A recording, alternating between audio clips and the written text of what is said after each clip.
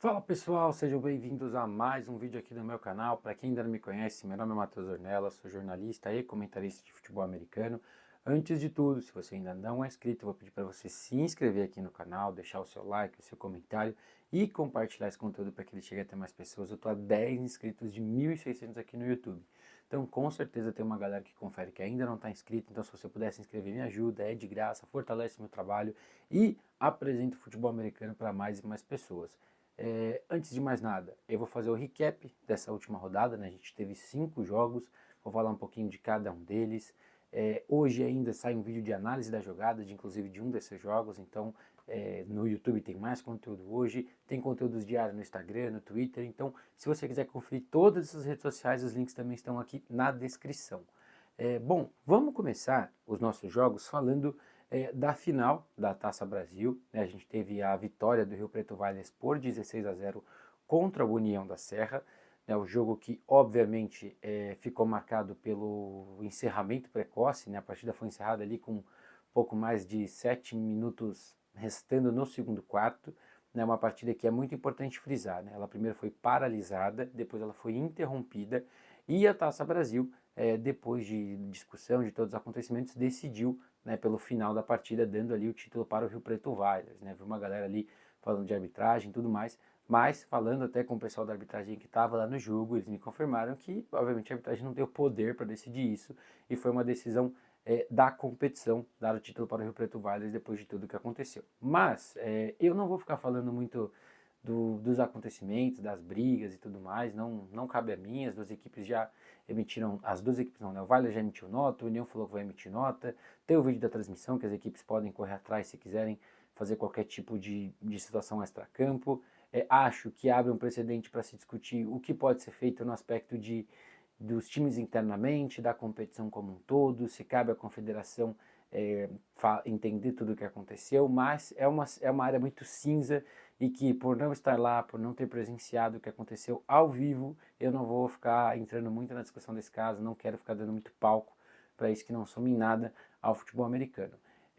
Vamos falar rapidamente então do que aconteceu no jogo, efetivamente, né? A gente teve um jogo até que bem rápido, isso porque o Rio Preto Wilders correu muito com a bola e conseguiu correr bem, né? Então foi um fator também para o jogo correr bem rápido, né? A equipe estava estreando, né, o seu novo quarterback, né? Eu até deixei anotado aqui algumas coisinhas, né? O Riley Cooper fez ali seu primeiro jogo, mas o Xandão ali sentiu muita confiança no jogo terrestre, né? A equipe correu bem com a bola, tanto com o Vini, tanto com o choque com o Alvarenga, que também teve um touchdown.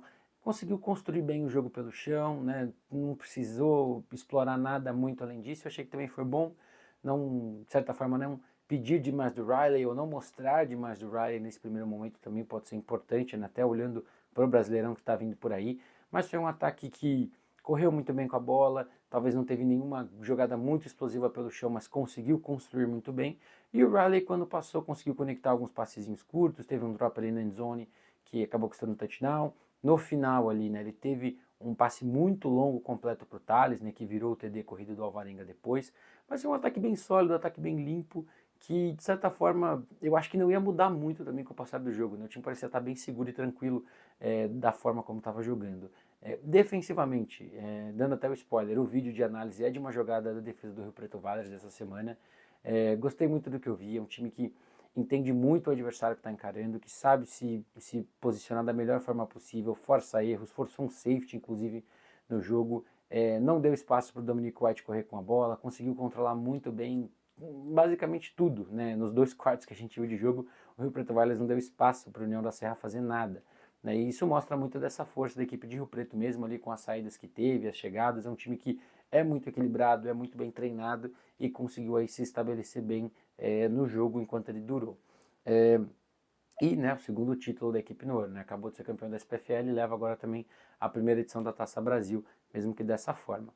Falando da União da Serra, né? Acho que muito do que a gente viu no primeiro jogo a gente viu de novo agora, né? O Dominic White não tendo ainda a sincronia com seus recebedores, tiveram também alguns drops que atrapalharam, mas a linha ofensiva não deu tempo, então ele teve que sair do pocket, ele teve que improvisar e lançar em movimento, mesmo quando o QB é bom, não é o ideal, o passe não sai com a mecânica perfeita, e isso acaba prejudicando muito o ritmo do ataque, né, que acabou não tendo ritmo, né, no final das contas. A equipe não conseguiu operar, não conseguiu conectar praticamente nada, e ainda talvez seja um efeito de muitos jogadores que chegaram, um quarterback que ainda está entendendo a velocidade dos seus recebedores, a força que ele tem que ter na bola para cada situação, para cada jogador, e isso leva tempo.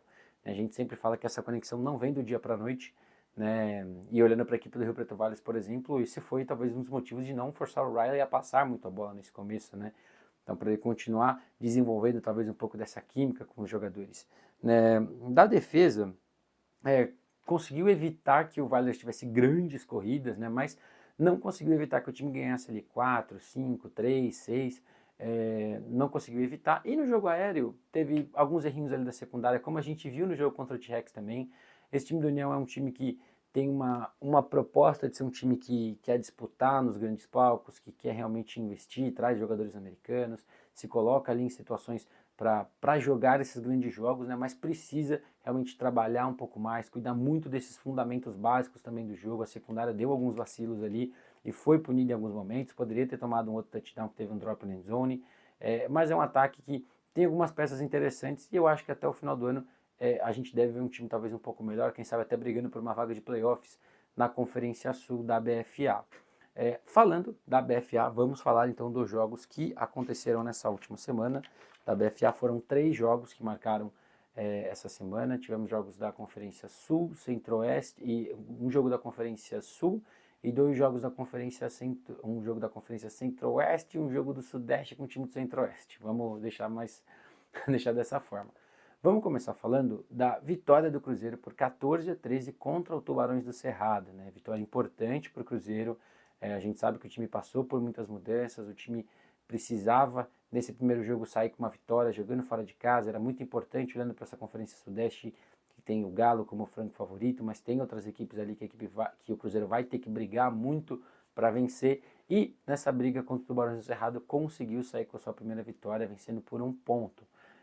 Esse jogo foi definido por Special Teams, né? E a gente pode ter 3 exemplos de como esse jogo foi definido. O primeiro de todos, a decisão do Tubarões do Cerrado em não tentar o extra point e tentar a conversão e perder o jogo.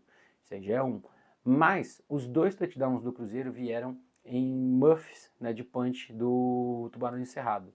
Né? Então, o time ficou numa posição ali próximo do meio do campo e capitalizou. No segundo já estava ali praticamente na goal line e capitalizou também com 2 TDs de passe, né, do quarterback do Cruzeiro. Deixei anotado aqui o nome, né, o Javar, que particularmente falando, eu acho que ele ainda está trabalhando muito com os caras. A gente não viu um ataque do Cruzeiro ter muito ritmo, né? E isso acabou atrapalhando, né? Até porque a equipe teve esses 14 pontos, mas depois não conseguiu ritmar. O Fadini não teve muita ajuda da linha ofensiva, alguns snaps não foram o ideal também para a equipe.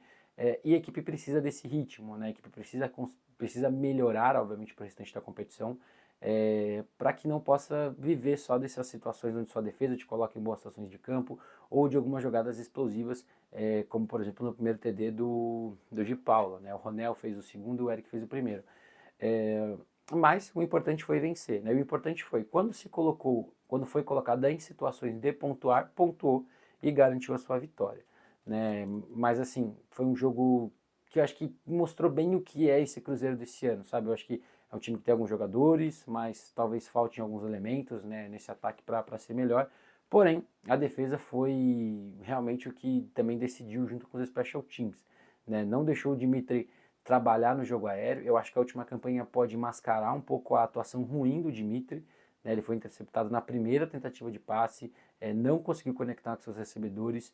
No final teve ali um passe com camisa número 0, depois teve o passe para touchdown, mas assim, não foi uma partida boa dele passando a bola, e a defesa do Cruzeiro conseguiu anular bem, conseguiu preencher espaços, conseguiu impedir e gerar pressão para que o Dimitri também não conseguisse fazer muita coisa quando saísse do pocket. O único problema foi que o Tubarão Cerrado correu muito bem com a bola nesse jogo, né? Eu até deixei anotado aqui para não esquecer o nome, né? O Cavalo foi o principal carregador do piano, ali acho que praticamente todas as jogadas terrestres foram com ele. Anotou o primeiro touchdown do Tubarão Cerrado, foi muito utilizado, conseguiu produzir muito quando o time tentou correr por fora dos tackles, pelo meio estava um pouco mais complicado. O Cruzeiro teve jogadas onde conseguiu brecar, onde conseguiu impedir maiores avanços, mas o Cavalo teve um bom jogo, ele conseguiu desempenhar um pouco melhor. Mas esse time do Tubarão Cerrado, eu acho que ele é muito limitado ainda, né? O Dimitri não está conseguindo jogar bem como quarterback. É, a equipe apostou nele para esse ano, né? Por tudo que ele tinha feito no ano passado com o Leões de Judá e tudo mais.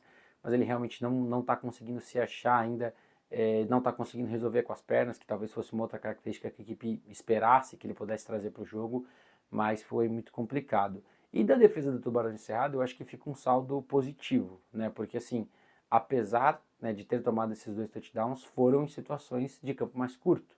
Né? Não deixou o Cruzeiro ter ritmo de ataque, não deixou o Cruzeiro estabelecer uma identidade nem terrestre nem aérea. Então é um time que depois do que a gente viu contra o Hawks, onde o Hawks conseguiu fazer um pouco de tudo pelo ar, conseguir pegar esse Cruzeiro, não dar espaços, impedir que o time conseguisse ter ali muitas situações correndo e passando com a bola, eu acho que é um saldo positivo. A equipe está 0-2 nesse momento, mas poderia de repente ter vencido se não tivesse cometido esses errinhos de special teams, se não tivesse tomado essa decisão de arriscar ali uma conversão de 2 pontos, poderia ter ido para a prorrogação, e a gente nunca sabe. Né? E um detalhe que eu queria só falar dessa defesa do Cruzeiro, que jogou muito bem por boa parte da partida contra o Tubarão Cerrado, teve algumas situações ali de jogo corrido, como eu já falei, mas é um time que precisa ter atenção nessas faltas em momentos cruciais do jogo. Né? A equipe cometeu 2 faltas ali que colocaram a equipe do Tubarão Cerrado em condições melhores de pontuar, e o Tubarão Cerrado pontuou. Então nesse jogo não puniu, mas ficou ali a 1 ponto de uma prorrogação, de talvez não conseguir vencer no seu primeiro jogo. Mas desse jogo é isso. Dando continuidade aqui agora, vamos falar de Rondonópolis Hawks 56, Porto Velho Miners 7. Um jogo que foi dentro do que eu esperava, né? O Hawks mais uma vez sendo dominante. Pegou aí os 2 adversários talvez menos potentes do Centro-Oeste para começar, e o Hawks não tem nada a ver com isso, e conseguiu implementar dois bons jogos. Se eu não tiver errado na conta, já foram mais de 100 pontos em 2 partidas, mas eu acho que vale a gente destacar que a equipe fez muitos pontos, e 28 pontos desse time do Hawks vieram por conta da defesa. Então a gente tem que olhar aí para um time que tem mais pontos que muitas equipes têm nesse momento dentro da BFA. Né? Equipes que jogaram um jogo e equipes que jogaram 2 jogos. Né? Então é uma defesa que gera pressão, é uma defesa que rouba muito a bola e é uma defesa que capitaliza. No primeiro jogo foram 3 situações onde a equipe conseguiu interceptações e forçou pick six. Nesse último jogo também teve se não me engano, foi um fumble retornado para touchdown. E assim, é uma equipe que a defesa está sendo enérgica do começo ao fim, está forçando erros, está deixando os quarterbacks sem tempo para pensar, sem nada para fazer, e está capitalizando em cima disso. Então é uma defesa que até agora é muito boa e está aí conseguindo dominar contra esses ataques que ainda estão tentando entender melhor o que fazer.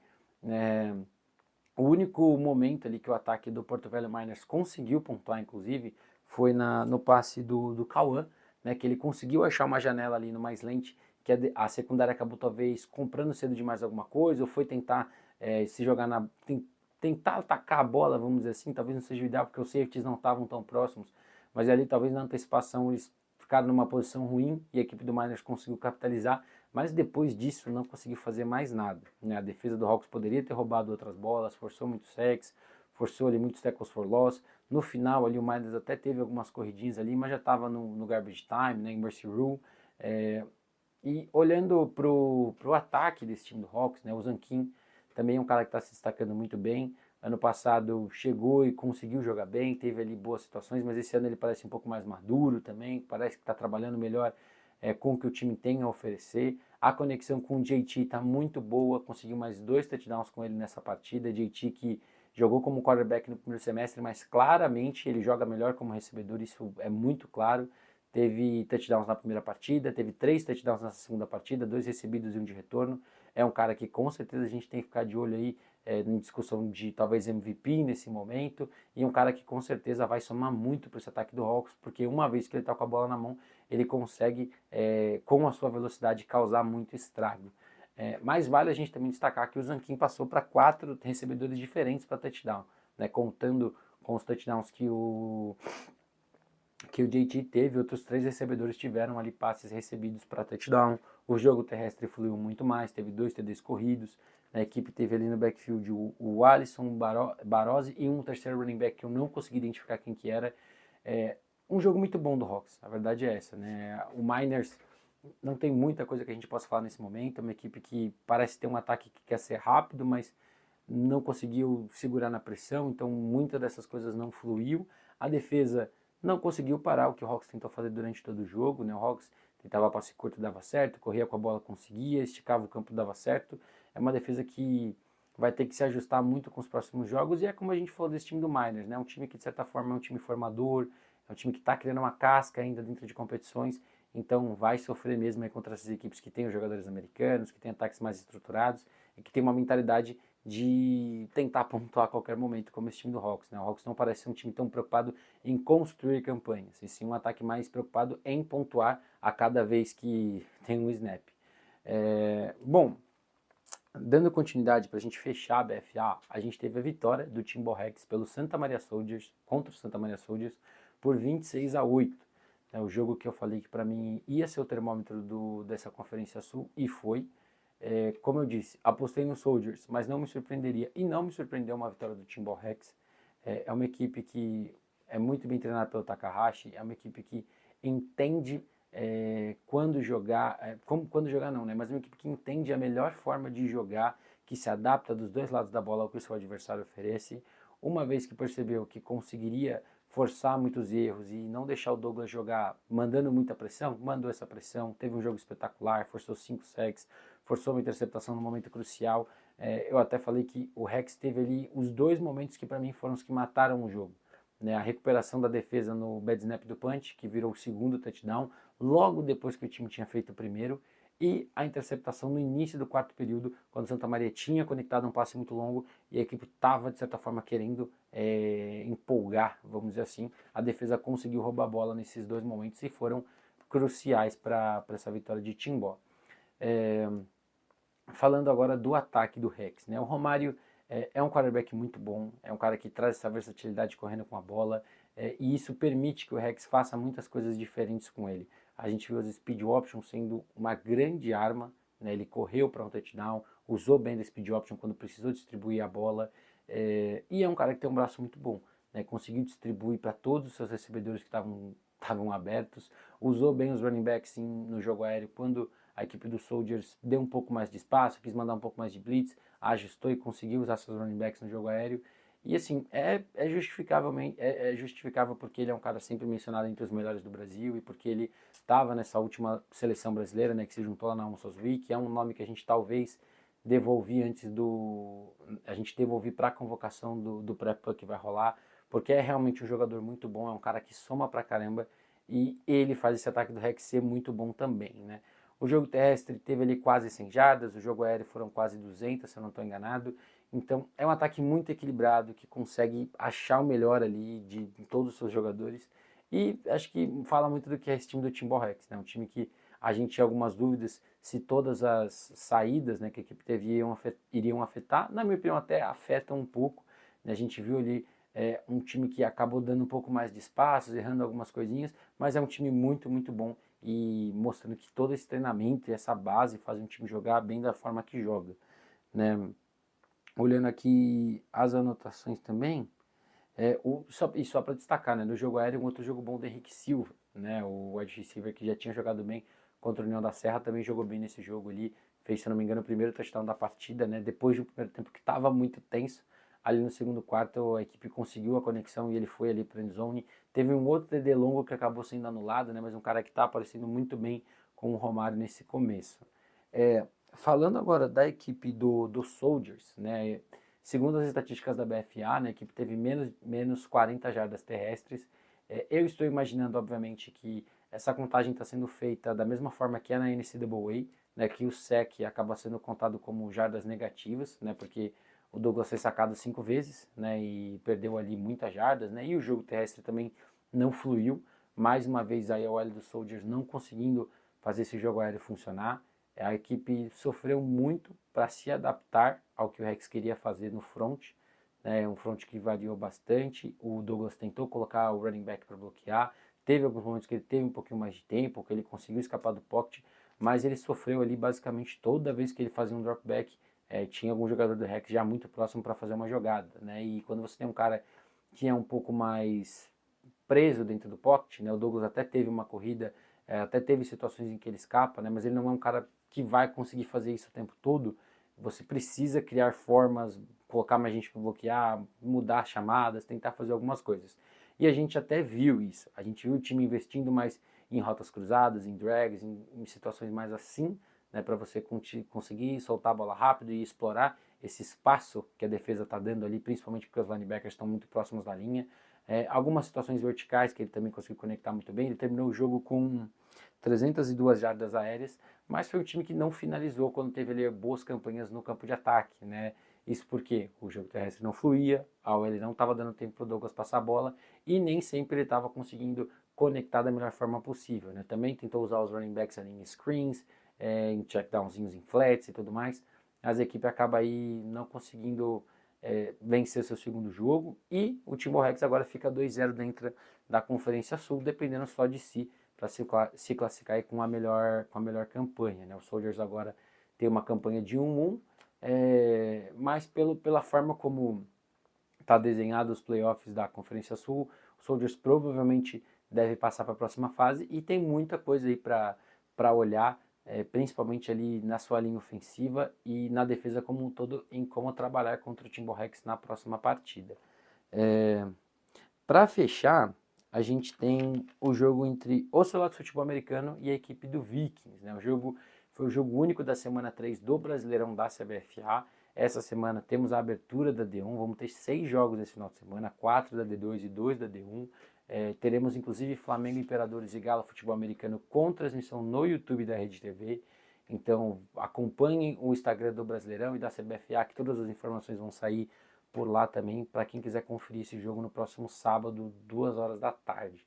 Mas vamos falar de Ocelots e Vikings, 28-2 para o Ocelots, jogando em casa, né? As duas equipes são da Grande São Paulo, né? Então viagem não é um fator muito grande nesse jogo.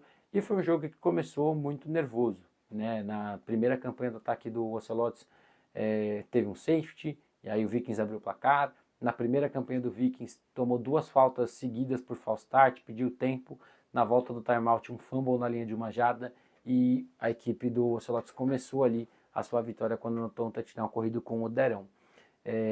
Tem muito mérito do Ocelots em ter conseguido capitalizar nas primeiras campanhas, né, entender ali talvez o nervosismo que o Vikings estava tendo naquele começo de jogo e forçar bem o seu jogo terrestre. Na primeira campanha a bola estava na linha de uma jarda e quando você tem um cara como o Derão, a chamada tem que ser uma corrida com ele ali, um quarterback sneak ou uma quarterback draw, né, que foi ali a situação, né, corrida de quarterback, também não vou querer ficar complicando muito aqui, e o segundo touchdown ali numa speed option, né, que o Derão entregou para o Eleutério, e ele foi para a endzone, a equipe no primeiro quarto já vencia por 14-2, né, então tirou muita vantagem desse momento, desse começo de jogo, para conseguir se impor e para conseguir colocar seus pontos no placar.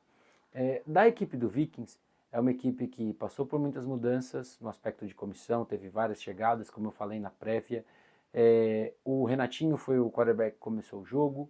A equipe não tinha o Wilson para esse jogo. O Wilson se machucou na terça-feira antes do jogo. Eu fiquei sabendo com o pessoal do Vikings, né? Teve uma lesãozinha que aparentemente não é grave, mas ele não conseguiu jogar. Então a equipe tinha Renatinho, tinha o Vela e tinha o Hummel.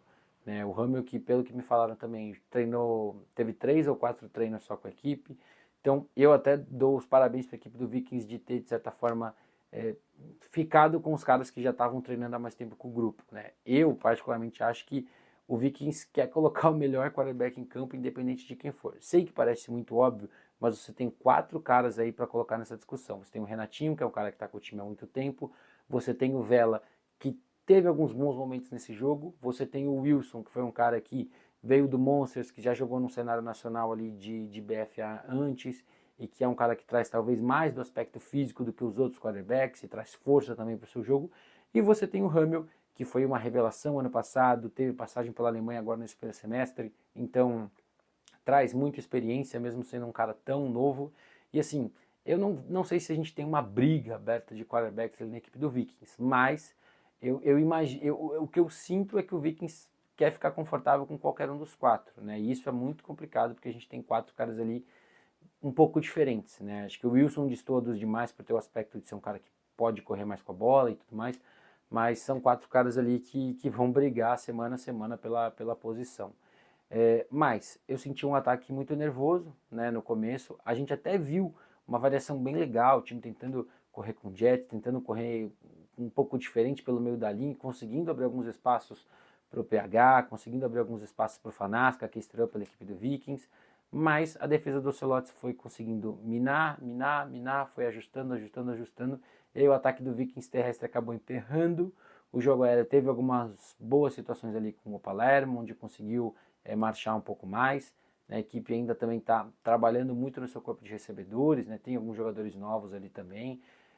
Mas o nervoso acabou falando muito alto. Né? Isso porque no segundo quarto o Renatinho acabou sofrendo uma pick six ali pro Lepo, né, o corner do Ocelotes, uma jogada que parecia que tinha dado errado logo quando o snap veio, o jogador passando para lá, para cá, e não parecia muito desenhado aquilo ali, e ele acabou soltando a bola, forçando ali uma jogada que o Lepo acabou recuperando e levando para a endzone, e o time acabou sofrendo ali mais 7 pontos, né? Então, naquele momento a partida ficou 22-2.